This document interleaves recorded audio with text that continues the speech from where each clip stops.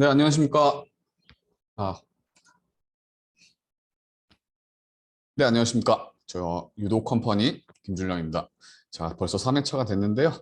네, 오늘 같은 경우는 지난번에 잠깐 말씀을 드렸는데 입점 진행 순서가 제일 중요할 것 같아요. 그래서 저희가 시작할 때 입점 진행 순서에 대한 가이드를 좀 드릴 거고요. 그리고 이제 페이고스랑 페이오니아 가입하셨을 텐데 거기서 안 하셨으면 좀 빨리 해주시면 좋을 것 같고요. 그리고 그 아마존 가입에 대해서도 간단히 좀 더 설명을 진행하도록 하겠습니다. 네. 시작하실 때 보면은 대부분 분들은 그냥 뭐 이것저것 뭐 준비해서 시작하면 되지 하다가 생각보다 꼬이는 분들이 생각보다 너무 많아서 저희 같은 경우에는 그런 문제를 최소화시키기 위해서 좀 이런 여러 컨설팅을 거치면서 여러분들이 좀 편하게 어떻게 준비를 하는 게 좋을까에 대해서 좀 고민을 많이 해봤고요. 그래서 그 순서대로 조금 진행을 해 주시면은 그래도 좀 많이 좀 어려움이 없었던 것 같아요. 그리고 거기서 해야 될 것 중에 뭐 일회성으로 한 번에 끝나는 것들도 있지만 계속 진행이 되는 것들이 있기 때문에 그런 부분이 뭔지 조금 짚고 넘어가면서 오늘은 단계에 대한 말씀을 좀 드리겠습니다. 그러면 시작하도록 하겠습니다. 네, 제가 얼굴을 좀만 줄일게요. 예, 저희 시장조사가 첫 번째 단계라고 이제 시작 말씀을 드리는데 시장 조사는 당연히 해야 되는 겁니다. 예, 당연히 해야 되는 거다 보니까 이제 봐야 되는데 여기 처음에 와투두를 보시게 되면 판매 국가에 대한 정치, 문화, 시장, 경제 현황을 이해해야 된다. 뭐 이런 말씀을 드렸는데요. 전에 진행을 했을 때 뭐 해당 지역에서 뭐 우리랑은 좀 다른 문화를 가지고 있는 경우들이 있어요. 예를 들어서 뭐 동화책을 팔고 싶다. 우리나라의 전래동화를 좀 팔고 싶다. 뭐 이런 분이 계셨는데 그래서 뭐 흥부전을 한번 그런 전래동화를 영어로 한번 만들어 봤는데요. 우리나라에서는 사실 그 흥부전을 읽고 나서 어떤 느낌이 많이 들었냐 하면 당연히 권선징악, 착하게 살아야 된다. 뭐 이런 생각을 하실 텐데 그 서양에서 보시는 분들의 그 피드백이 한국은 그리고 동양은 장자, 그러니까 첫째한테만 다 물려주는구나. 이런 식으로 이해를 하시더라고요. 그래서 저희랑 이해하는 게 조금 다를 수 있다. 그래서 그 해당 지역에 대한 문화가 조금 차이가 나기 때문에 그런 부분을 좀 인지를 항상 해주셔야 된다 하는 거고 또 그냥 저도 어렸을 때 들었던 얘기인데 이제 인도 시장을 진출해야 되는데 예를 들어서 인도 시장에 진출할 때 라면을 이제 팔아야 되는데 거기서 이제 소고기 라면을 팔았습니다. 근데 인도는 사실 힌두교가 힌두교가 제일 많고 그리고 힌두교는 또 소를 숭배하죠. 근데 거기서 이제 소고기 라면을 판다. 큰일 납니다. 사실 그런 문제들이 좀 존재하기 때문에 판매 국가에 대한 그런 정치나 문화 시장을 좀 이해를 하시는 게 상당히 좋고요. 저희가 다음 시간에 또 자세하게 보여드릴 거지만 코트라의 해외 진출 전략 자료가 있습니다. 그런 것들은 무조건 참고를 해주셔야 되고요. 거기서 어떤 키워드들이 예상이 될지 그런 것들을 한번 더 참고를 해주시고 해외 트렌드를 그 자료를 토대로 트렌드 분석을 하시는 걸 추천을 드리고요. 그리고 상품에 대한 현지 시장에 대한 니즈가 어느 정도 되는지 당연히 봐야겠죠. 그래서 실전으로도 구글 트렌드를 어떻게 사용할 건지 그리고 헬륨10이라는 거는 사실 아마존에서 이제 좀 툴 같은 거로 분석 툴로 이해를 하시면 될 것 같은데요. 그런 것들을 다 보실 수 있을 겁니다. 그렇게 이해를 해주시면 될 것 같고요. 다만 여기서 시장 조사는 제가 항상 말씀드리는데 제일 중요한 거고 이거는 뭐 운영 관리를 할 때도 항상 매일 봐야 돼요. 예를 들어서 뭐 트렌드함을 놓치면 안 되는 건데 헤드셋을 뭐 한 5년 전에 잘 파시는 분이 계셨어요. 근데 그 당시만 해도 이제 무선 이어폰이 잘 없었습니다. 헤드셋도. 근데 요즘 같은 시대에는 다 무선으로 좀 전환이 많이 됐죠. 근데 우리는 예전에 그냥 유지했던 대로 계속 그냥 유선으로 팔 거야. 뭐 이런 식으로 한다고 하면 문제가 되겠죠. 그런 트렌드의 변화를 항상 좀 유의 있게 봐주셔야 되고요. 그렇기 때문에 시장 조사는 제가 이 모든 단계에서 항상 제일 중요하게 생각하는 거고 제일 많이 시간을 쓰셔야 된다. 그런 말씀을 항상 드리고 있습니다. 그리고 여기서 식품이나 뭐 화장품 그리고 유아용품 같이 뭐 피부에 닿는다거나 이런 조금 그런 상품들이 그런 특성을 가진 분들이 좀 계실 거예요. 뭐 일반적으로 그냥 뭐 가방을 판다던가 그냥 뭐 물건을 팔 때 문제가 없을 수도 있지만은 뭐 특히 식품 같은 경우 화장품이나 그런 경우에는 해당 단계에서 원활한 통관 및 승인을 진행해야 되기 때문에 별도 인증 여부가 필요한지 이 단계에서 좀 시작할 때 파악을 해주셨으면 좋을 것 같아요. 왜냐하면 그 인증 같은 경우에 실제로 받아야 하는 경우가 생기면 그게 시간을 좀 꽤 많이 소요되는 경우를 많이 봤기 때문에 그 단계를 꼭 한번 참고를 해주시길 부탁드리고요. 그리고 제가 하나 빼먹었는데 유사상품의 아마존 판매 현황 분석해야 되는데 그러니까 잘 파는 업체들 걸 많이 보셔야 돼요. 계속 눈에 익어야 되고 이 사람들은 어떤 말을 쓰지? 어떤 키워드를 쓰지? 상품 페이지는 어떻게 구성해야지? 전 그런 것들을 많이 보라고 항상 말씀을 드리고 있습니다. 그래서 눈에 익어야 그런 것들이 파악이 쉬울 거니까 여러분들은 그것 역시도 다시 시장 조사는 제가 한번 더 세분화해서 설명을 드릴 거니까 오늘은 일단 순서 보시면서 염두 정도 해주시면 좋을 것 같습니다. 예, 다음으로 상표 출원입니다. 상표 출원 같은 경우에는 그 미국의 상표권을 이제 출원하신다고 생각하면 되는데요. 이게 중요한 이유는 저 뒷단계로 가면 브랜드 등록이라는 단계가 있는데 브랜드 등록을 해야 브랜드 등록을 하려면 상표가 있어야 된다. 예, 이유기 때문에 좀 저희가 준비를 이 단계에서 좀 했으면 좋겠다고 하는 거고 여기서 보시면은 미국 내 상표 등록 여부가 확인이 되어야 된다. 근데 여기에 특허청이 있습니다. 그래서 우리가 뭐 상표권을 내려고 하는데 이름이 겹칠 경우가 있죠. 그러면은 나중에 준비를 하다가 시간이 더 많이 소요되고 좀 꼬여버리는 경우를 좀 많이 봤어요.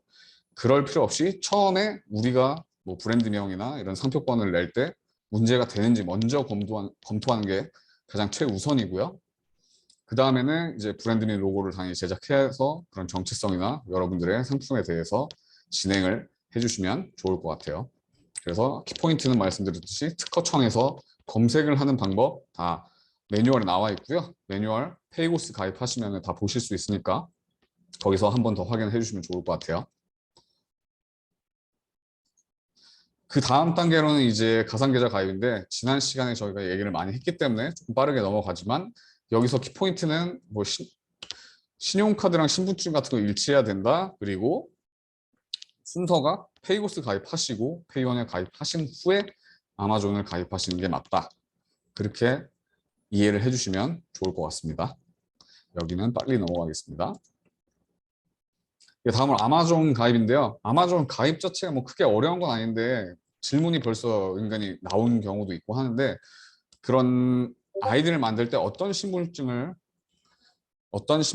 써야 되느냐 생각보다 문의가 많습니다. 그래서 제가 다시 한번 설명을 드리면 담당자분이 그런 이제 실무자분이 이렇게 해주셔도 되는데 뭐 퇴사를 한다거나 뭐 그때 좀 문제가 생길 경우에는 또 책임권자가 아니기 때문에 좀 애매한 경우도 봤고요. 그리고 잘 팔고 있다가도 그냥 이제 퇴사하면서 뭐 충분히 인수인계를 하긴 했겠지만 그런 것 때문에 인증이나 이런 시간이 엄청 오래 걸렸어요. 그래서 잘 팔다가 계정이 멈춘 경우도 제가 좀 봤고요. 그러다 보니까 웬만하면 그런 결정권자, 그래서 대표자님이 제일 좋으시겠죠. 그리고 뭐 임원분들, 뭐 이런 분들이 좀 이런 가입 절차를 하실 때 진행을 해주시면 되는데요. 여기서는 그냥 좀 재밌는 게 이제 비디오 콜이라는 게 나중에 있어요. 그래서 뭐 여권, 신용카드 뭐 이런 거 내고 나서 나중에 그 신원이 맞는지 뭐 여권을 준비해서 뭐 비디오 콜을 하자고 아마존에서 요청이 올 겁니다. 그래서 외국인이랑 영어를 하시면 되겠죠. 다 잘하실 수 있죠.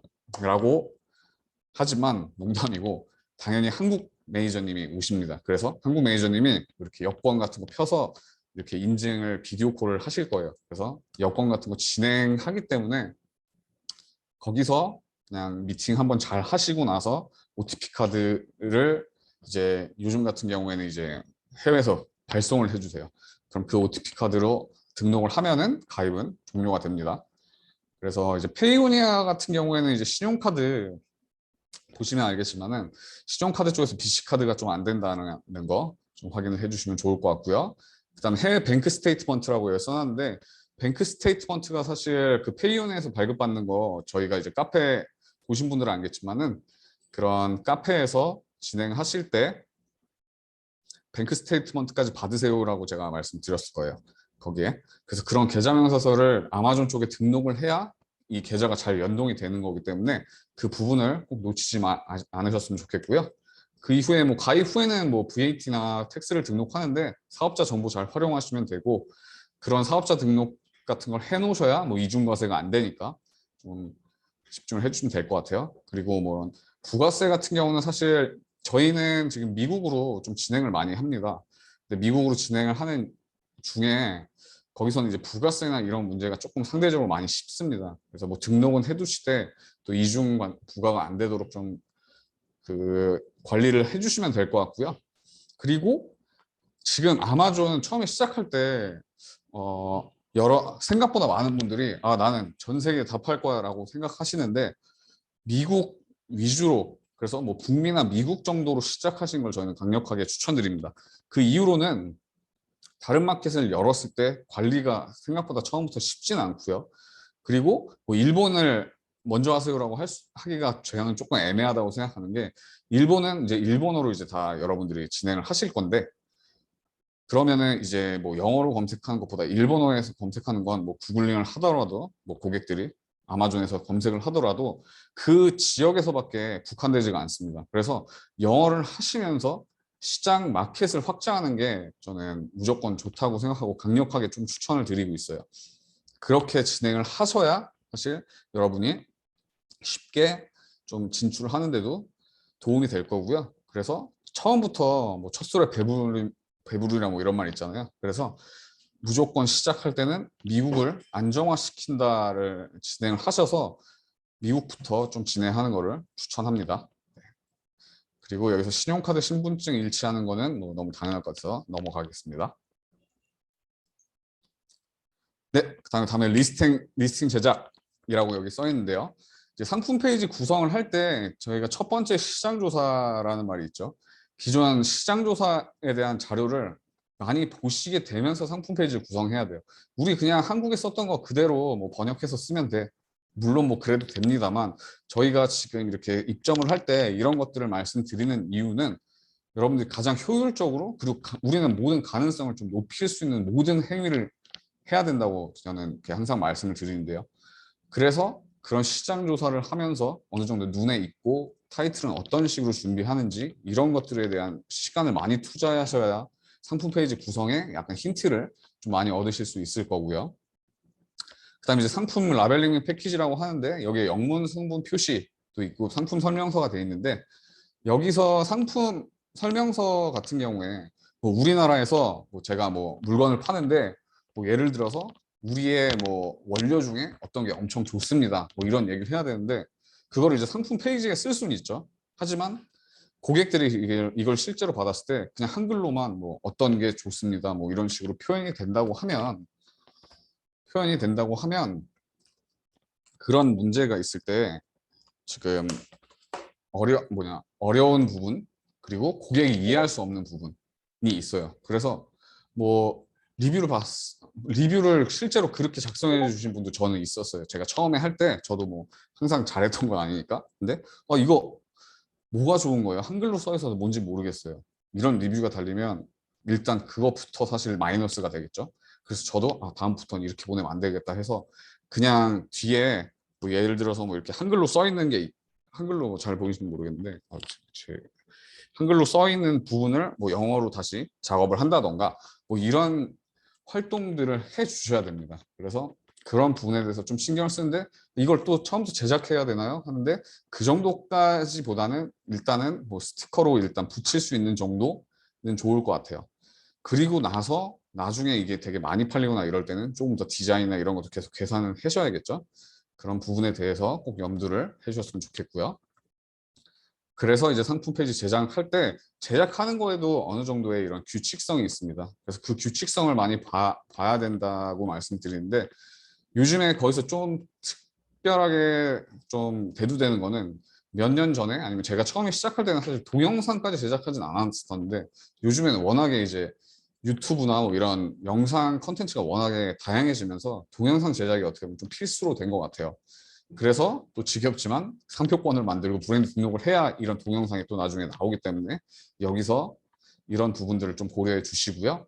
당연히 이미지가 너무 그런 막 좀 어느 정도의 고해상도의 이미지, 그리고 정책에 맞는 게 있습니다. 그런 정책들도 당연히 설명이 돼 있고요. 그런 부분을 준비해 주시고 될 것 같고, 무조건 많이 보는 게 좋습니다. 그리고 많이 보고 정리할 수 있는 방법이 저희도 안내가 돼 있고 또 설명해 드릴 거니까 그 부분을 확인해 주시면 좋을 것 같습니다.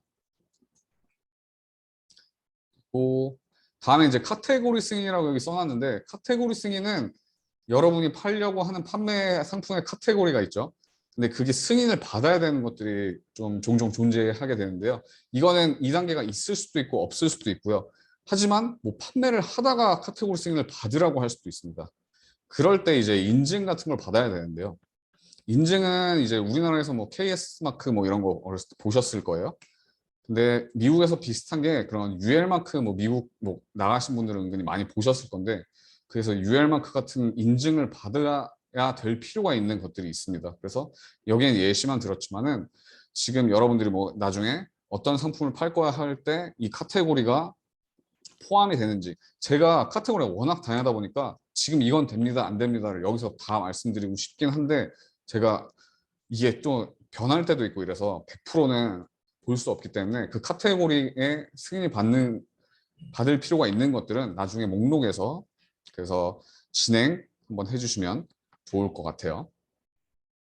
그래서 다음 회차에 사실 이제 승인에 대해서 좀 안내를 드릴 거고, 다음 강연이 이제 UL Solutions라고 이제 실제 UL 인증을 받을 때 뭐 어떤 것들을 중요시 해야 되는지에 대해서는 다음 시간에 2교시 말고 이제 다음 회차에 말씀을 또 드릴 거니까 그런 것들도 좀 염두에서 봐주시면 좋을 것 같습니다. 그래서 여기 보시게 되면은 뭐 예시로 뭐 어떤 상품을 팔겠습니다 해서 여기 셀렉트 표시가 바로 보이는 것들은 그냥 바로 진행이 되는데요. 여기서 오른쪽 사진에 브라우즈 보면은 오른쪽에 자물쇠 마크가 있습니다. 이런 건 좀 인증을 받아야 한다의 표시인데요. 이런 것들이 있을 수 있으니까 거기서 필요한 상품인지 좀 확인을 하시는 걸 좀 진행을 하셔야 돼요. 그래서 지금 2단계에서 진행을 할 때 처음에 시장조사 저희가 할 때 이거를 좀 먼저 알아봐 주셨으면 좋겠다라는 말씀을 드렸잖아요. 그러면은 사실 준비가 더 빨라지겠죠. 근데 2단계에 와서 우리 알아봐야겠다가 되면 시간이 많이 소요됩니다. 그래서 그런 부분은 조금 피할 수 있도록 진행에 유의해 주시면 좋을 것 같습니다. 다음 이제 브랜드 등록입니다. 상표 출원하시면 상표 출원하고 나서 이제 진행을 하는 건데, 일반적으로 상표 출원을 할 때 시간이 소요가 되는데요. 여기서 조금 그래도 걱정하지 않아도 될 부분이 있는 거는, 이제 상표 출원에 대한 신청을 하면은 그 시리얼 넘버가 나와요. 일련 번호 같은 게 나오는데, 그 번호를 통해서 상표권 등록을 해서 브랜드 네임 등록이 되면 저희가 이제 스토어를 개설한다거나 뭐 스토어 개설하고 이제 상품 페이지를 만들 수 있는 이런 것들이 되는데요.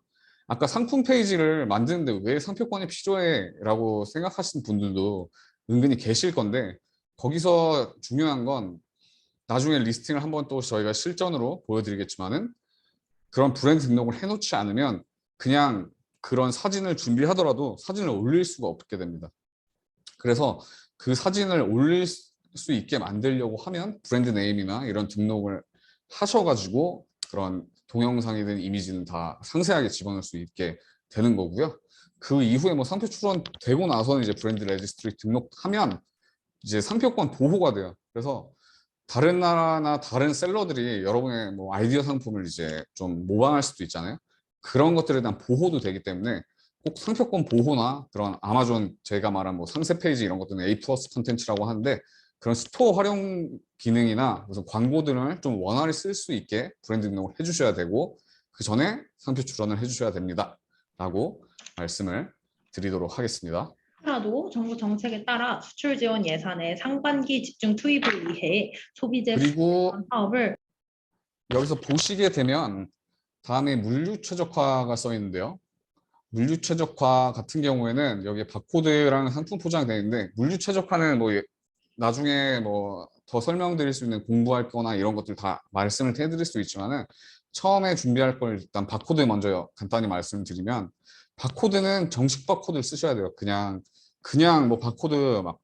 온라인에서 막 바코드 다운로드 받아서 쓰시는 분들도 있더라고요. 그런 부분에 대해서 좀 조심을 해주셔야 될 것 같고요. 그리고 다시 추후에 설명하겠지만 아마존에 보내려면 우리 바코드가 있어도 뭐 뭘 붙여서 가야 되더라 뭐 이런 얘기를 하시는데, 여러분 바코드가 제대로 등록되어 있는 바코드가 맞으면 추후에 그쪽에 또 추가로 바코드를 붙일 필요가 없습니다. 이거는 이제 나중에 이제 그때 아마존 코리아에서도 한번 설명을 드렸겠지만은 뭐 RA 셀러, PL 셀러가 있는데 제조사 같은 경우에는 저희만 팔 수 있는 권리가 일단 있겠죠. 하지만 유통사 같은 경우에는 나중에 바코드를 붙여야 될 경우가 생겨요. 그런 것들도 다시 한번 설명을 해드릴 건데, 여기서 바코드는 하지만 그 유통물류 진행원에서 이제 바코드를 정식으로 발급받아서 진행하시면 좋을 것 같고요. 그다음에 상품 포장할 때 이제 FBA 배송 계획 수립한다고 하는데, 쿠팡 해보신 분들도 아실 거예요. 어떻게 보면 쿠팡이 사실 아마존과 좀 닮아있는 게 많고 벤치마킹을 쿠팡이 많이 했다고 저는 생각을 하는데요. 그러한 FBA 배송 계획을 수립하는 게 쿠팡처럼 한 번에 여러 거를 이제 한 번에 창고로 보내죠. 그런 것처럼 아마존도 FBA 배송 계획을 수립해서 보내게 되는 게 상품 포장이고요. 당연히 패킹 잘 하셔야 되고, 라벨링 같은 경우에 어떤 라벨을 붙여야 되는지에 대해서 또 설명을 또 추가로 할 거고요. 제조 상품은 이제 바코드 준비를 웬만하면 무조건 해라, 그 면제할 수 있는 방법은 있는데 저는 굳이 면제할 필요가 없다고 생각합니다. 그래서 바코드를 꼭 신청해서 진행해 주시면 좋을 것 같고요. 그 다음에 아마존 이제 아까 리셀러인데, 그 리셀러라고 하면은 어떤 상품 하나가 있어요. 예를 들어서 뭐 그냥 핸드폰이 있어요. 뭐 핸드폰이 있으면은 아마존은 좀 특이한 게, 우리는 뭐 어떤 핸드폰을 판다고 하면 여기가 뭐 어떤 상품이 셀러마다 이제 상품 페이지가 뜨겠죠. 저희가 오픈마켓에서 검색을 해보면은 뭐 겔땡땡 아땡땡 뭐 이런 식으로 쳐보면은 뭐 그런 식으로 할 때 셀러 기준으로 나오는데, 아마존은 좀 재밌는 게 하나의 상품에 여러 명이 셀러가 붙습니다. 그럴 때는 이제 구분을 해줘야 되기 때문에 그쪽에 바코드가 좀 필요한 경우가 생기는데요. 그런 부분이 좀 있다, 염두를 해주셔야 된다라는 부분에 대해서 한번 또 말씀을 드릴 거고요. 물류 최적화도 따로, 이거는 물류 같은 경우에는 또 지속적으로 해야 되는 부분이 있는데, 지금 제가 물류 최적화 이 단계부터 봤을 때는 시장 조사와 물류 최적화는 계속 해야 되는 거고, 나머지 부분들은 그냥 일회성으로 한 번씩 하면 되는 거고, 리스팅 같은 경우에는 뭐 조금씩 계속 바꿔주는 것도 사실 좋을 것 같아요. 그 정도의 개념으로 보시면 될 것 같고요. 이것도 따로 저희가 그런 물류에 대한 그런 소개를 해드릴 거니까 추후에 한번 들어주시면 돼요. 근데 막 처음부터 막 물류도 해야 돼, 뭐도 해야 돼, 여기서는 시장조사, 오늘 얘기 다 듣고 나선 시장조사가 제일 중요하다를 그냥 항상 머릿속에 그 개념을 심어두고 준비하시면 될 것 같아요. 물류 최적화 같은 경우도 저희가 어떤 식으로 하라고 했는데, 지금 막 시작 단계부터 막 머리 아프게 하는 거는 좀 아닌 것 같습니다. 그래서 시장 조사에 일단 집중하자로 다시 말씀드릴게요. 그래서 뭐 여기에 예시를 한번 갖다 놨는데, 나중에 부피 무게라는 게 있습니다. 부피 무게라고 있는데 좀 쉽게 설명을 하면, 우리나라는 택배를 보낼 때 이제 막 부피에 따라서 금액을 측정하진 않아요. 무게로 좀 측정이 되죠. 국내에서 택배를 갈 땐. 근데 뭐 배가 됐든 비행기가 됐든 그 공간도 다 비용이기 때문에 부피가 지나치게 커버린 거는 무게처럼 좀 이런 표준화를 해버려요. 그래서 첫 번째 그림을 보시게 되면은 이 왼쪽 같은 경우에 좀 높이 있고 아래는 이렇게 튀어나와 있는데, 부피 무게를 측정할 때 가장 높은 데를 기준으로 무게를 측정하게 됩니다. 그렇기 때문에 이 남는 공간이 다 비용으로 처리가 돼요. 그렇기 때문에 이렇게 막 튀어나오게 하는 거, 특히 막 우리나라에서도 이 상자에 조금 꽉 보내려고 막 이렇게 튀어나오는데 막 테이프로 꽉 눌러서 하시는 분들이 있잖아요. 그렇게 되면 여기서 이제 가장 높은 부분으로 무게가 이렇게 측정이 레이저로 되기 때문에 부피 무게가 높아집니다. 그래서 오른쪽 사진처럼 좀 깔끔하게 포장을 하는 게 사실 나중에 비용적으로 상당히 도움이 되기 때문에 그런 부분을 해주시고요. 그리고 우리나라에서 배송가는 뭐 얇은 박스들이 있는데, 당연히 해외로 가기 때문에 좀 튼튼한 박스를 준비하는 건 너무 당연할 것 같습니다. 이렇게 진행해 주시고요. 그 이후에 관세 통관이라고 하는데 아까 관세 통관 같은 경우에는 처음에 인증이랑 이런 게 받으면 여기서 고민할 단계는 아니겠죠. 하지만은 그런 인증 여부 확인을 한번 다시 해보고 그다음에 상품에 따른 배송 모드가 있는데요. 그 배송 모드를 확인해서 진행을 해주시면 될 것 같고요. 그 다음에 관세를 확인해라 말씀드렸는데 HS 코드라는 게 있습니다. HS 코드는 쉽게 말해서 우리 그 만국 공통 어떤 코드는 어떤 상품이다를 그냥 이제 숫자로 이런 걸 준비를 한 건데요. 거기서 관세를 좀 확인하는 것도 나중에 비용이 여러분이 이제 FBA 창고로 갈 때는 그 관세가 발생할 수 있기 때문에 그런 관세도 확인하시는 게 좋고요. 거기서 제가 조금 더 팁은 그 물류 시간에 한 번 더 설명을 해드릴 거고요. 그리고 추가 비용이 어떤 게 있느냐 확인하시는 것도 좋을 것 같아요. 근데 여기서 FTA 적용 여부 확인한다 하면은 한국산일 경우에는 원산지 증명서 발급이 되면 많은 상품들, 뭐 100%라고 할 수는 없지만 많은 상품들이 그런 면세의 상품에 해당되기 때문에 그래서 FTA 적용 여부가 되는지 봐야 되는데 여기서 하나 조금 중요하게 생각하는 게 중국에서 혹시 만드시는 분들도 계실 거예요, 상품을. 중국에서 만들었는데 한국에서 보낸다고 그게 한국산이 되는 게 아닙니다. 그러면은 여러분들은 범법자가 되는 겁니다. 본의 아니게. 그리고 중국산 같은 경우에는 그런 FTA가 미국과의 관계가 조금 우리나라랑 다르죠. 그래서 예전에는 막 그 트럼프 대통령 때는 보복 관세가 엄청 심해서 중국산에 한해서는 뭐 특별히 관세가 더 붙는다거나 이런 문제들이 발생하기도 했어요. 지금은 좀 많이 완화되긴 했지만 사실 미중 관계는 뭐 그런 것들을 좀 보시는 것도 여러분들이 중요하게 봐야 되는데 어쨌든 중요한 건 중국에서 만든 건 한국에서 발송하더라도 한국산이 아닙니다. 그래서 그런 부분에 대해서 좀 고려를 해주시면 좋을 것 같습니다. 그리고 VAT 같은 경우에는 미국에서는 부가세가 따로 발생하지 않기 때문에 지금 미국 기준으로는 신경을 쓸 필요는 없지만 추후에 다른 나라로 이제 발송을 할 때는 VAT가 발생합니다.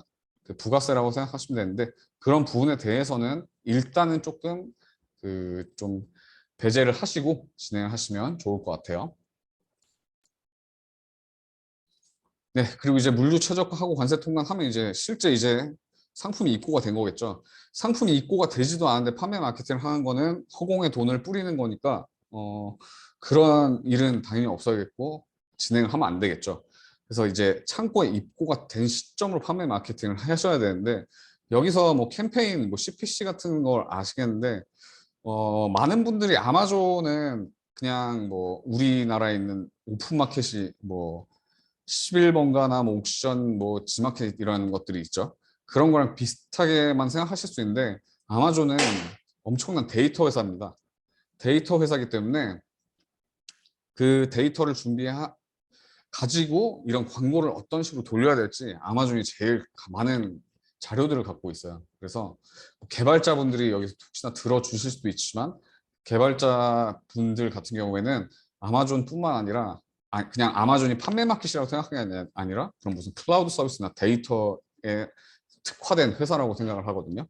그래서 그런 것들이 사실 그런 광고나 이제 마케팅을 할 때 다 데이터를 활용하게 되게 되는 거고요. 그래서 지금 안 쓰긴 어렵지만 어느 정도 저희는 무조건 뭐 얼마씩 쓰세요, 많이 쓰면 좋습니다라는 말씀을 드릴 수는 없잖아요.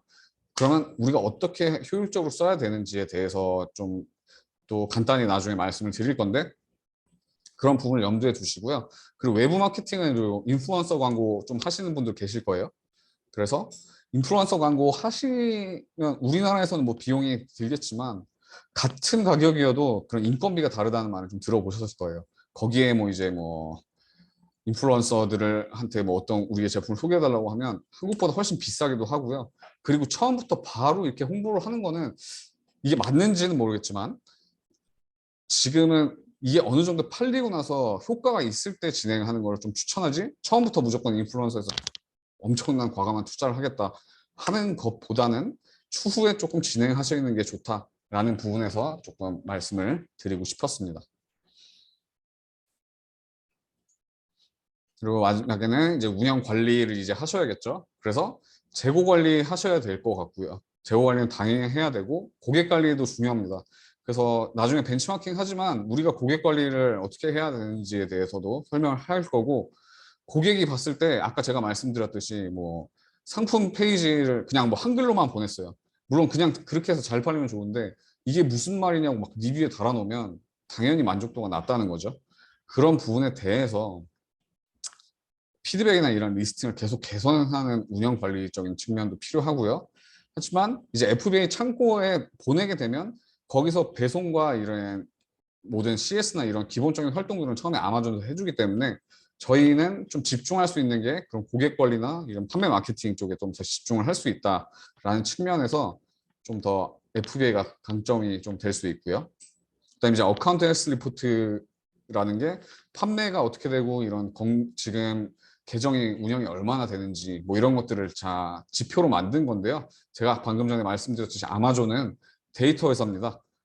그러다 보니까 그런 것들에 대한 거를 잘 보시면서 우리가 뭘 좀 더 잘해야겠다 이런 것들을 잘 데이터 하시는 게 좀 중요합니다. 그래서 그냥 뭐 보내고 우리 건 좋으니까 잘 팔리겠지 하는 분 계시는데 사실 그래요. 그런 컨설팅을 다닐 때 우리 제품이 좋다는 말은 저는 항상 듣는 말이라서 사실 냉정히 좀 볼 줄도 알아야 되는 부분도 있고요. 그리고 그러면 어떻게 해야 잘 팔리는지에 대한 고민을 그냥 우리 상품이 좋으니까 그냥 팔릴 겁니다. 이런 것보다는 그런 운영적인 측면에서 조금 더 데이터화를 잘 하시는 걸 항상 추천을 드리고 있습니다. 그리고 마지막으로는 이제 정산인데요.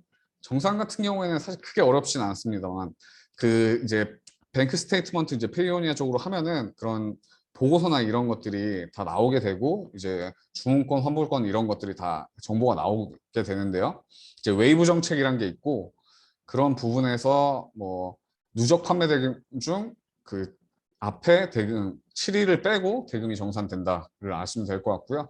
정산하면서 이제 페이고스를 다시 말씀드리면은 그러한 수출 자료나 지급 증빙이 된다거나 그런 원화 계좌로 입금하는 이런 단계들을 여러분들 다 확인하실 수 있을 겁니다. 그래서 정산은 사실 뭐 한두 번 해보시면 크게 어려운 건 아니고, 그리고 지금 다 이런 수수료나 이런 것들을 좀 많이 낮춰주셨기 때문에 꼭 그렇게 진행을 할 때 한두 번 해보시면은 좀 감이 잡히실 거다라고 말씀을 드릴게요.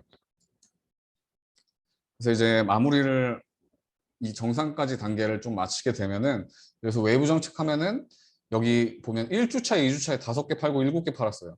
근데 정산은 2주 만에 되는데 5개만 정산이 됩니다. 왜냐면 그 뭐 고객이 환불을 할 수 있다거나 뭐 이런 문제들이 발생했기 때문에 이렇게 7개가 바로 정산이 되는 게 아니고요. 그럼 4주차는 똑같죠? 그럼 앞에 2주차 때 팔았던 7개와 3주차 15개를 해서 합쳐서 22개의 양이 정산이 되는 거고요.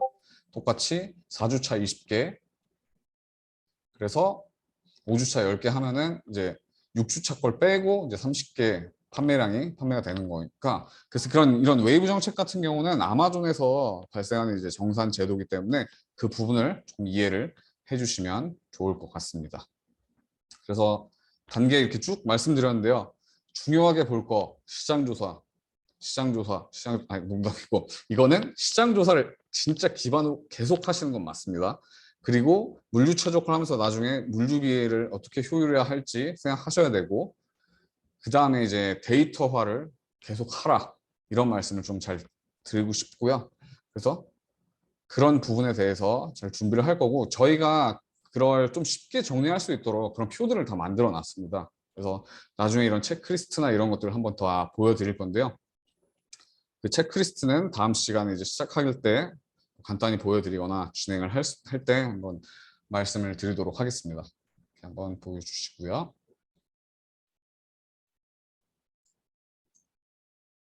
그래서 일단은 지금 오늘 저희 1교시는 지금 여기까지 진행을 할 건데요.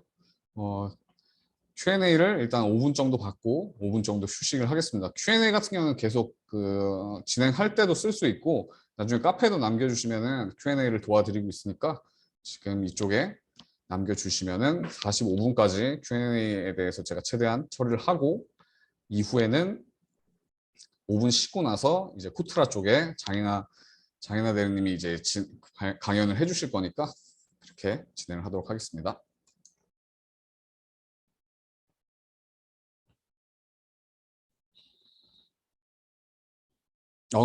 잠시만요. 게리앤 프레키 쪽에서 언급해 주신 세국 가입 시 개인 사업자와 법인 사업자의 차이는 그럼 이제 내는 서류가 좀 다른데 일단 사업자가 있으면은 뭐 크게 차이는 없다고 보시면 될 것 같아요. 그냥 가입하는 절차에서 뭐 신분증에서 뭐 법인이 들어가면 좀 더 추가되는 부분이 있겠죠.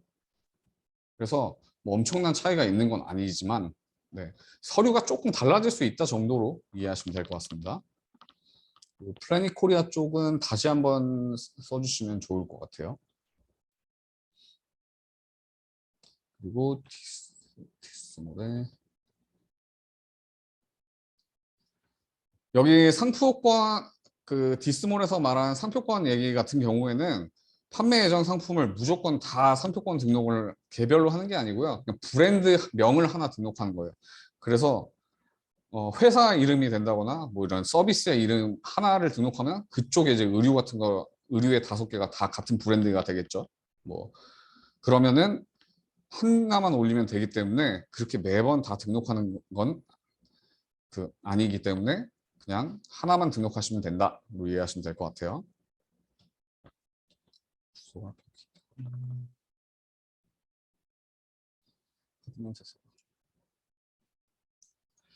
지금 여권 등록 후에 따로 뭐가 나오신 것 같은데 그게 지금 카드 명세서를 추가하는 이유가 주소나 이런 것들이 좀 일치하지 않았을 가능성이 있습니다.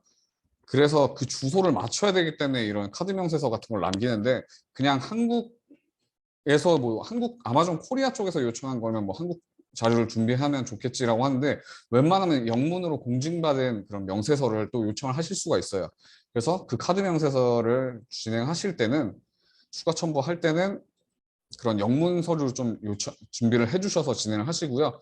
그게 통과가 돼야 비디오 콜이 진행이 될 겁니다. 그래서 처음부터 이렇게 맞출 때 지금 한 스텝이 조금 꼬인 거라고 생각하시면 되는데 준비 자료 다 잘 해주시고 뭐 그 사이에 계속 시장 조사 하시면 되니까 너무 이제 마음 급하게 생각하실 필요는 없을 것 같습니다.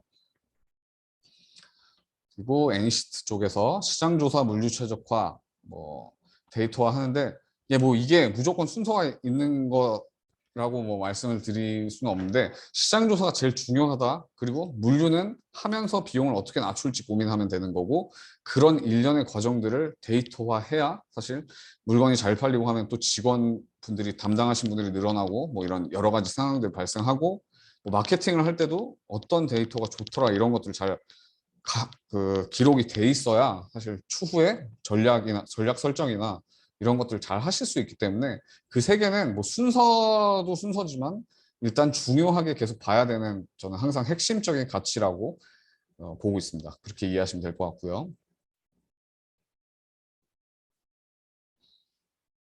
고객 환불 진행 경우에 아마존에서는 이 상품이 포장 상태나 이런 것들을 봐서 재판매를 할 수도 있고요. 그게 아니면 뭐 폐기가 된다거나 문제가 발생이 되면은 그럼 이제 연락이 올 거예요. 근데 이런 경우가 좀 많아서 그런 부분에 대해서는 조금 지금 카페에 한번 남겨주시면 정리를 하도록 하겠습니다.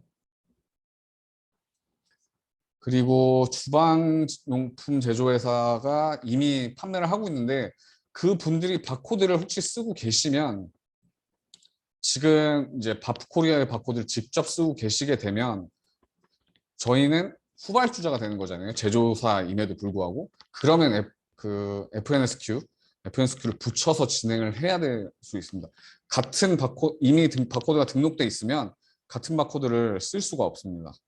그래서 그거는 그 벤더랑 확인을 하시는 게 좋을 것 같고요. 상표권 없어도 아마존 입점이 됩니다만 추천하지 않습니다. 이거는 되게 강력하게 말씀드릴 거고요. 저희는 어쨌든 시장을 확장하고 많이 팔고 잘 팔 수 있게끔 해서 이제 성공적으로 입점해서 어쨌든 수익률을 개선하고 판매량을 늘리는 게 집중이 돼야 되는데 그냥 상표권 없이 그냥 상품만 띡 올려놓는다의 개념으로 봤을 때는 이런 같은 상품을 봤을 때 뭘 살지 당연히 고객 입장에서 생각해 보면 뭐 답은 나올 것 같아요. 이게 개인에서 법인이 수정될 때는 그 절차에 의해서 진행할 수 있는 방법이 있으니까요. 그거는 진행을 하시면서 계정에 대한 이런 증명이나 이런 서류를 나중에 뭐 추가를 하실 거예요. 뭐 지금 당장은 진행을 개인 사업자로 하셔도 문제 없습니다. 지금 45분이 되긴 했는데 나머지는 제가 일단 그 채팅이나 이런 걸 좀 진행을 할 거고요. 채팅으로 진행하고 일단 50분까지 쉬고 그다음에 진행을 하도록 하겠습니다. 네. 그리고 이제 코트라 끝나고 나서 잠깐 제가 또 상표권에 대해서 설명을 또 추가로 해드릴 거니까 또 강의 끝까지 잘 들어주시면 감사하겠습니다. 네, 휴식하겠습니다.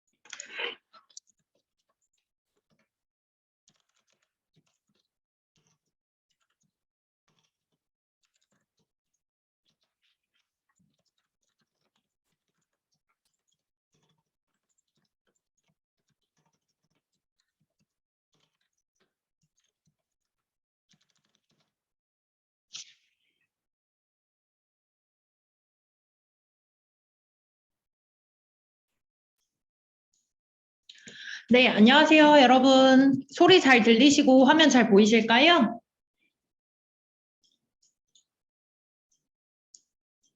네, 감사합니다. 다음으로 저희 코트라에서 사업 소개 드리겠습니다. 안녕하세요. 저는 코트라 소비재팀의 장인화 대리입니다. 이렇게 오늘 IBK 아마존 스쿨 통해서 여러분들 만나뵐 수 있게 되어서 대단히 반갑습니다. 저는 오늘 코트라 소비재팀에서 지원하고 있는 여러 사업들 소개해드리고자 이 자리에 나왔습니다. 그럼 시작하도록 하겠습니다. 요즘 수출 여건이 글로벌 경기 둔화랄지 그리고 고금리, 고환율 때문에 쉽지 않은 상황인데요. 그래서 정부도 수출 회복을 위해서 수출 지원 예산의 상반기 집중 투입, 그리고 중소 중견 기업의 수출 기업화를 위해 다양한 사업을 추진하고 있습니다. 저희 코트라도 정부 정책에 따라서 수출 지원 예산의 상반기 집중 투입을 위해 소비재 수출 지원 사업도 상반기에 집중적으로 수행하고 있습니다.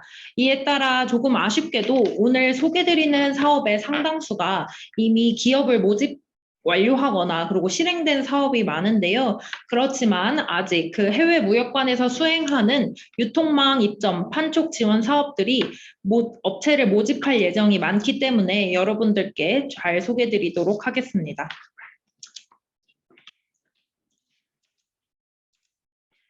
네, 여러분들께서 참여 중이신 IBK 아마존 스쿨과 가장 밀접한 관련이 있는 사업입니다. 글로벌 온라인 유통망 파워셀러 육성 사업인데요. 전자상거래 역량에 맞게 1에서 4단계로 구분하였고 각 단계에 맞는 지원을 해드립니다.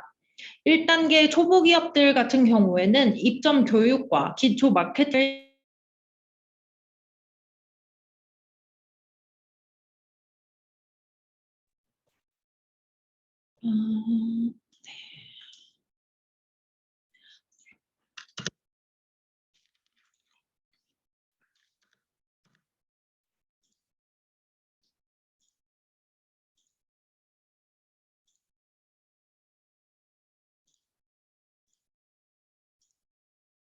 네, 저희 공사 인터넷망이 조금 불안정할 때가 있어서요. 전체 화면 말고 이렇게 좀 작은 화면으로 공유 드리면서 다시 이어나가겠습니다. 저희 화면 잘 보이실까요? 네, 이 작은 화면으로 진행하는 점 양해 부탁드립니다. 이어서 설명드리면 저희 1단계 같은 경우에는 기초 마케팅 지원 드리고요. 2에서 4단계 같은 경우에는 이미 역량 있게 판매를 잘 하고 계신 기업분들이기 때문에 심화 마케팅을 지원 드리고 또 저희 코트라와 유통망 세 군데 아마존, 큐텐, 쇼피이와 함께 공동으로 수행하는 기획전과 같은 공동 마케팅을 지원해 드립니다. 여러분들께서 IBK 아마존 스쿨 통해 아마존 입점에 성공적으로 안착하신다면 내년도 4월에 있을 코트라 파워셀러 2에서 4단계 모집에 신청하실 수 있겠습니다. 그리고 혹시 지금 아마존 외에 다른 유통망, 쇼피와 큐텐재팬 신규 입점에도 관심이 있으시다면 오늘부터 시작되는 5기 모집, 1단계 기초 교육 모집도 신청해 보실 수 있겠습니다. 저희 유통망과 협업하는 지원 사항 좀 더 소개해 드리자면요. 아마존과는 전략 계정 서비스를 운영하고 있습니다. 여러분들의 샵 매출 그리고 상품 등록 등을 전담 매니저와 분석을 하여서 광고 효율을 높이고 어떻게 하면 상품 등록을 더 개선할 수 있을지 이런 것을 제안 드리고 컨설팅 해보는 서비스이고요. 큐텐 재팬과는 주로 인플루언서를 활용을 해서 SNS 홍보를 하고요. 그리고 카카오톡처럼 일본에서 국민 메신저로 쓰이고 있는 라인 어플을 통해서 구매를 이끌어내고 있습니다. 그리고 쇼피와는 11월 코리아 세일 페스타를 집중적으로 공략을 해서 이렇게 보이시는 배너 화면이나 기획전 화면을 구성하고요. 라이브 커머스를 통해서 동남아 시장을 집중 공략하고 있습니다. 다음으로는 1무역관 1유통망 협력 사업입니다. 이 해당 사업은 해외 무역관이 소재하고 있는 지역에서 현지의 유망한 로컬 유통망을 발굴하고 우리 기업들이 진입할 수 있도록 지원하는 사업입니다. 협업 대상 유통망은 그 각 현지에서 가장 유력한 유통망들로 구성되어 있고요. 올해에는 48개국 86개 무역관에서 258개 무역관 유통망과 협력 사업을 추진 중에 있습니다. 협력하는 유통망은 주로 주로 뭐 일본의 라쿠텐, 인도 지역의 아마존, 그리고 중국 타오바오나 아니면 독일의 더글라스 등 온오프라인을 통합하고 있고요. 품목 같은 경우에는 뷰티, 식품, 패션, 생활용품 등 전 품목을 포괄하고 있습니다. 이 1무역관 1유통망 사업에서는요, 우리나라 기업 제품들이 신규 입점할 수 있도록 유통망 소개, 입점 설명회, 그리고 입점 상담회, 인증 컨설팅 등을 지원하고요. 그리고 이렇게 입점 상담을 통해서 입점하신 기업들을 대상으로 판촉 지원을 하기 위해서 오토 판촉전, 그리고 온라인 유통망 내 기획전, 라이브 커머스, SNS 마케팅, 인플루언서 마케팅 등 다양한 마케팅을 하고 있습니다. 여러분들께서 신청하실 수 있는 사업이 곧 개재될 예정인데요. 지금 현재는 그 사업 신청에 들어가셔도 보이진 않지만 이번 주 중으로 다시 공고가 올라갈 예정입니다. 저희가 무역관별로 사업 수행 시기가 조금씩 바뀔 수가 있어서 정확한 날짜는 알려드리지 못하는 점 양해 말씀드리겠습니다. 아래 사진처럼요. 코트라 홈페이지 들어오셔서 사업 신청 탭 가신 다음에 유통망 키워드 검색해 주시면 현재 모집 중인 1무역관 1유통망 사업 공고를 보실 수 있겠습니다. 다음으로는 오프라인 수출 지원 사업인 한류 박람회입니다. 해외에서 한류의 영향력이 갈수록 커지면서 한국 상품에 대한 선호도가 좋아지는 것을 수출에 접목시키고자 저희 2010년부터 개최해오고 있는 한류 박람회 사업입니다. 해외에서 개최하는 산업과 문화가 융합된 엑스포라고 할 수 있고요. 그리고 한류 스타의 공연을 활용해서 우리나라의 유망한 소비재, 서비스 기업의 비즈니스 상담과 판촉을 지원하고 있습니다. 올해는 6월 29일부터 30일까지 독일 프랑크푸르트에서 독일 수교 140주년을 기념해서 개최될 예정이고요. 하반기에는 11월에 태국 방콕에서 K-박람회 이름으로 개최될 예정입니다. 혹시 여러분들께서 관심 있으신 분은 11월에 열리는 K-박람회에 그 B2B 바이어와의 상담 부문에 신청해 보실 수 있겠습니다. 이 한류박람회 같은 경우에는 그렇게 B2B 상담이나 아니면 현장 B2C 판촉, 그리고 뭐 인플루언서 마케팅 등을 지원해 드릴 수 있고요. 현장에 전시하고 한류스타 티켓을 제공해서 구매를 촉진합니다. 여러분들께 제가 좀 말씀드리고 싶은 부분은 이 오른쪽 하단에 보시면 올해 홍보대사가 카드와 스테이시라는 한류 홍보대사인데요. 이 둘 가수의 공연 티켓을 제공을 하면서 이 아마존 독일에 입점한 기업들의 제품을 20개사를 선정을 했습니다. 그래서 현장에 이렇게 가운데 보시는 것처럼 아마존 부스를 마련해서 현장에 전시할 예정이고요. 그 샵 링크가 연결되는 QR코드를 비치를 해서 현장에서도 아마존을 통해서 판매가 될 수 있게끔 이러한 O2O 판촉을 실시할 예정입니다. 그리고 제품을 일정 금액 이상 구매하는 사람들 대상으로 이 오른쪽에 보시는 가수들의 티켓을 제공하기 때문에 이 가수의 팬인 그 참관객들은 제품도 구매해서 우리나라 제품을 좀 잘 알아보기도 하고 이렇게 공연 티켓을 원하는 사람들 대상으로 마케팅을 하고 있습니다. 다음 사업 소개드리자면요. K 라이프스타일 사업입니다. 이 해당 사업은 일본, 북미, 동남아 등 각 번역별로 대표적으로 운영하고 있는 소비재 오프라인 마케팅 사업인데요. 많은 방문객들이 현장에 와서 직접 제품을 보고 구매할 수 있기 때문에 현지 딜러나 벤더들의 참여도가 높은 그런 사업입니다. 올해에는 동남아, 서남아 등 8개 지역에서 개최할 예정이고요. 각 사업마다 국내 기업이 약 100개사 내외, 그리고 바이어들 중에서는 뭐 벤더나 유통상 포함을 해서 30개사에서 50개사 내외가 참가하는 꽤 규모가 있는 사업입니다. 저희가 운영하는 사업 내용 중은 주로 B2B 상담, 그리고 설명회, 그리고 온라인을 통한 사후 상담도 진행을 하고요. SNS 마케팅, B2C 판촉 등도 하고 있습니다. 아래 사진 참고해 주시면 좋을 것 같고요. 혹시 만약에 관심이 있으시다 하는 분은 현재 K 라이프스타일 인 미들 이스트라고 해서 중동 지역에서 열리는 K 라이프스타일 사업을 6월 21일까지 모집하고 있고요. 이 사업은 현재 저희 코트라 홈페이지에도 게시되어 있으니까 참고하시면 되겠습니다. 다음으로는 국내에서 개최하는 대형 수출 상담회입니다. 아무래도 해외에서 열리는 상담회 같은 경우에는 뭐 항공, 숙박 이런 비용이 부담되시기도 하실 텐데 국내에서 열리는 수출 상담회를 활용을 해보시면 좋겠습니다. 코트라는 주기적으로 해외 바이어를 대거 유치해서 한국으로 모셔옵니다. 그래서 국내 기업들과 수출 상담회를 진행하는 대형 수출 상담회를 주기적으로 개최해오고 있는데요. 올해 같은 경우에는 4월 12일에서 13일까지 코엑스에서 진행을 했었습니다. 해외 바이어 400개사, 국내 기업 1,500에서 1,600개사가 참가해서 상담 건수는 무려 4,000건 이상의 상담이 이루어졌고요. 이런 사업을 통해서 뭐 120건 이상의 MOU가 현장에서 체결되었습니다. 그래서 여러분들 만약에 이 사업에 참가하시면은 우측 하단에 보이시는 것처럼 이렇게 바이어하고 계속해서 상담을 하실 수가 있겠고요. 또 작은 미니 쇼케이스라고 해서 여러분들의 제품을 쇼케이스에다가 전시하고 샘플들을 보여주면서 현장에 온 바이어하고도 현장 매칭을 할 수 있게끔 그러한 공간을 마련할 계획입니다.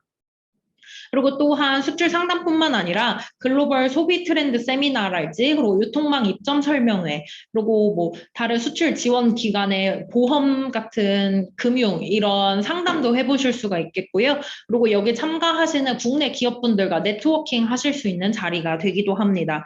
하반기에는 10월 18일부터 19일까지 킨텍스에서 개최 예정이고요. 곧 있으면 7월경에 이 기업 모집할 예정이니까 저희 홈페이지 참고하셨다가 신청해 보시면 되겠습니다.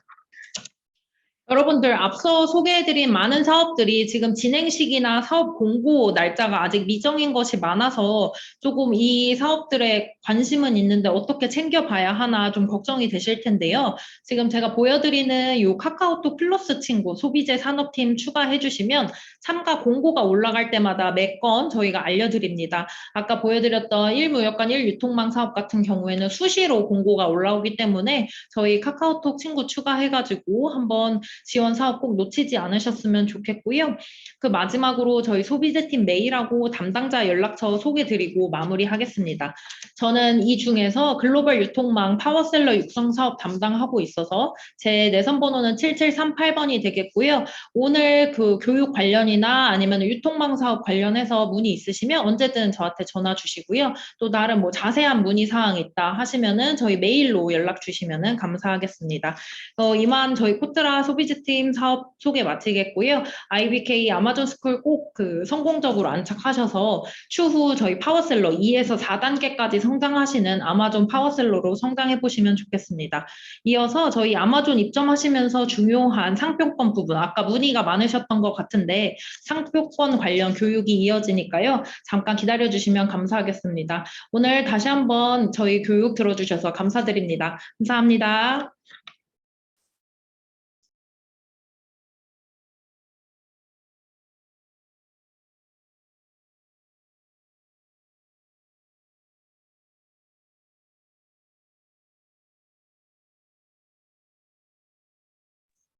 네, 장인아 대님 감사합니다.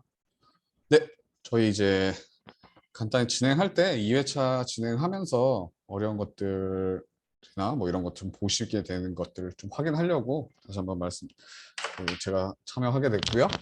여기 보시기에는 이제 페이고스 홈페이지 우측 상단인데 이걸 다 캡처한 것보다 이 위쪽 보시게 되면은 오른쪽에 아마존 이북이라는 게 있습니다. 가입만 해주시면 다 볼 수 있으니까 이 메뉴를 꼭 확인해 주시고요. 그렇게 되면은 저희가 아마존 소개나 시장 조사하는 방법, 아마존 가입하는 방법 이런 것들이 다 나와 있습니다. 그렇게 되기 때문에 이런 것들을 꼭 확인하셔가지고 진행을 해주시면 될 것 같고요. 이 부분은 꼭 페이고스가 가입이 돼야 된다는 점 양해를 부탁드리겠습니다. 그리고 저희가 진짜 열심히 만든 거라서 네, 그 부분에 대해서 뭐 또 관련해서 이제 앞으로 또 카페에 문의를 주셔도 되고요.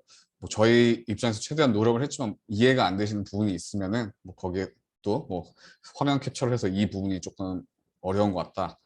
뭐 그런 부분이 혹시 있으면 말해 주시고 혹시나 오탈자가 있을 수도 있습니다. 저희가 본다고 봤는데 그래서 그런 부분이 있으면 또 조용히 얘기해 주시면 또 저도 반영해서 잘 고치도록 하겠습니다.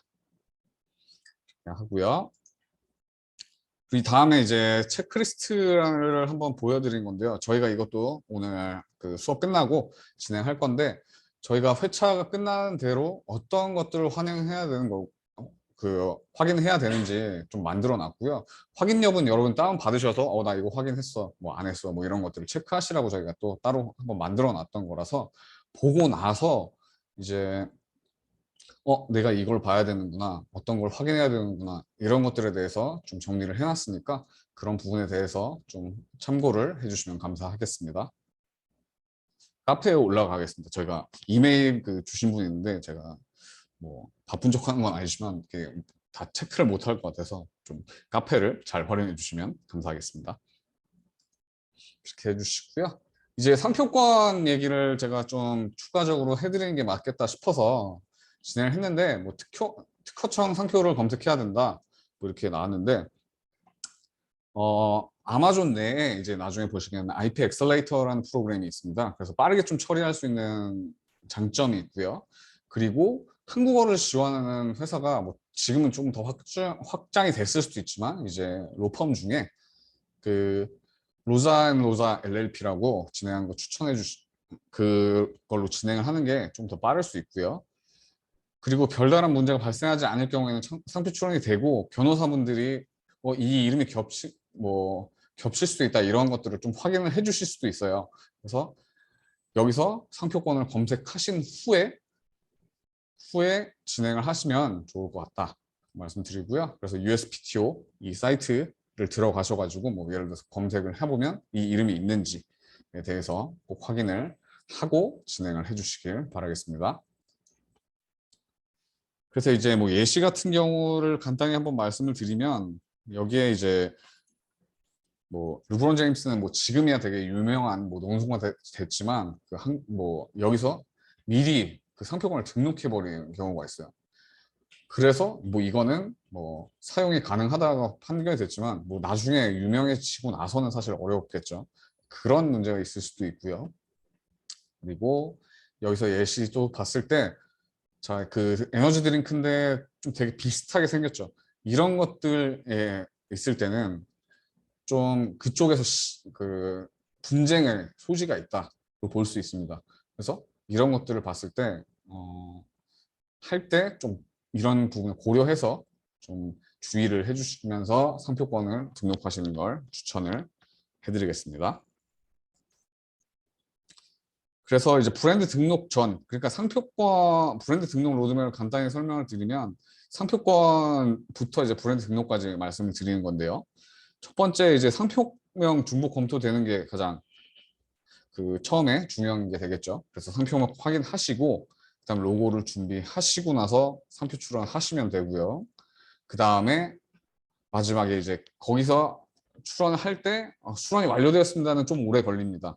하지만 제가 아까 말씀드렸듯이 일련 번호, 시리얼 넘버가 나옵니다. 그 번호를 등록을 아마존에서 하실 수가 있습니다. 그래서 아마존 거기서 등록을 하시면은 이제 여러분들의 상표권으로 이제 스토어를 개설한다거나 동영상을 만들거나 할 수 있으니까 이 부분에 대해서 추가를 하실 수 있다. 이 부분으로 이해를 하시면 될 것 같아요. 그래서 저는 이제 좀 간단하게 더 설명을 드렸고요. 오늘 뭐 생각보다 조금 빨리 끝나긴 했는데 지겹게 다시 한번 말씀드리면 시장조사가 제일 중요하다. 시장조사가 제일 중요하다로 한번 봐주시면 될 것 같고 데이터와 물류 최적화 같은 경우에는 제가 갖고 있는 조언이나 뭐라는 어드바이스를 좀 더 도와드릴 거니까 그 부분에 대해서 확인해 주시면 될 것 같아요. 여기서도 지금 사실 Q&A를 여기서 뭐 바로 진행해도 되는데 뭐 제 Q&A는 조금 복잡할 수 있다 하는 것들은 또 카페에 남겨주시면 감사하겠고요. 그 다음에 이제 여건 문제로 입점 어려울 경우에 교육 진행 자체의 문제는 없어요. 그쪽에서 뭐 문제는 없지만 그것 때문에 이걸 못하면 어떡하지 이런 걸 걱정하시기보다 그 시간을 차라리 시장조사에서 집중하는 시간 뭐 하면서 하는 거고 과제 제출에는 사실 뭐 완전한 뭐 냉정히 말해서 뭐 바로 이제 같은 분들이랑 하실 수는 모든 거를 다 없기 때문에 조금 양해를 부탁드리지만 이 강의를 듣는다거나 뭐 진행을 하실 때 문제는 없을 것 같다. 그래서 딜레이가 조금 있어도 그 부분에서는 상관은 없을 것 같습니다.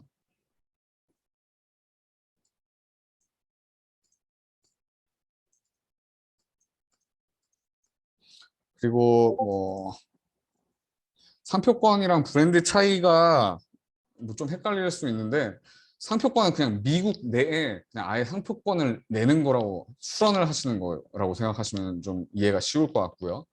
그리고 브랜드 등록은 아마존 내에 그 상표권을 가지고 있다는 걸로 그 미국 아마존 마켓 안에 브랜드를 등록하는 거다.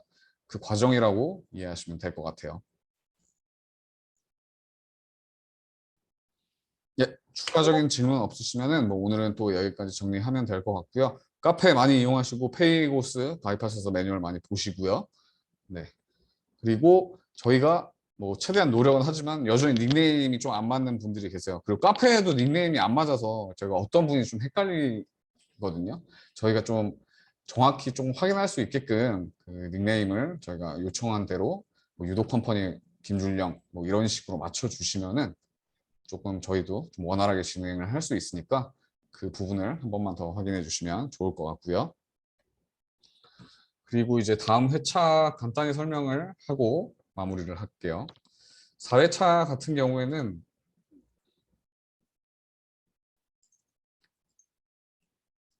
저희가 아까 인증에 대해서 말씀드렸습니다. 그래서 1교시에 시작할 때 그 UL 솔루션스에서 어떤 상품별로 인증이 어떤 게 필요한지 그리고 뭐 그런 이슈나 이런 것들에 대해서 좀 설명을 해드릴 거고요.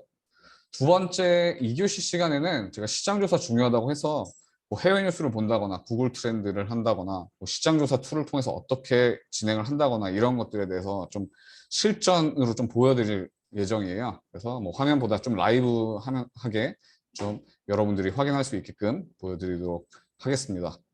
그리고 지금 채팅창을 좀 제가 조금 느리게 봤는데 지금 오늘 부분이 좀 잘 이해가 되셨나요?